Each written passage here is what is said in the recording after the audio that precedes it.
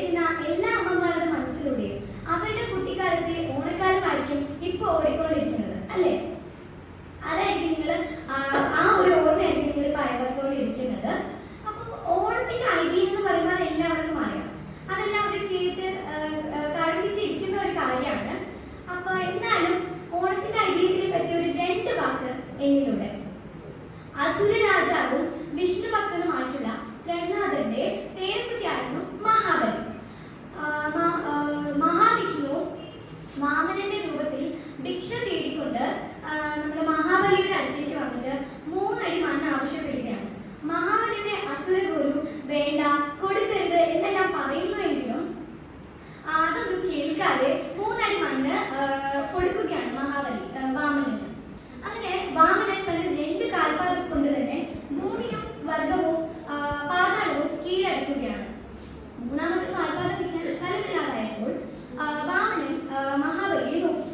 അപ്പൊ മഹാബലി തന്റെ ശിരസ് താഴ്ത്തിക്കൊണ്ട് തന്നെ അളന്നോളൂ എന്ന അർത്ഥത്തിലാണ് മഹാബലി ഇപ്രകാരം ചെയ്യുന്നത്. അപ്പൊ നമ്മുടെ വാമനൻ മഹാബലിയെ കാലുകൊണ്ട് പാതാളത്തോട്ട് ചവിട്ടി താഴ്ത്തുകയാണ് ചെയ്തത്. എന്നാൽ വർഷത്തിലൊരിക്കൽ തന്റെ പ്രജകളെ കാണാനുള്ള അനുവാദം മഹാബലി വാമനനിൽ നിന്ന് ചോദിച്ചു വാങ്ങുകയാണ്.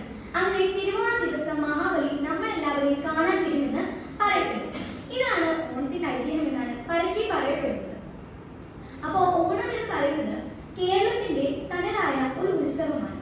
ഓണം സമൃദ്ധിയുടെയും സമാധാനത്തിന്റെയും സന്തോഷത്തിന്റെയും പ്രതീകമാണ്.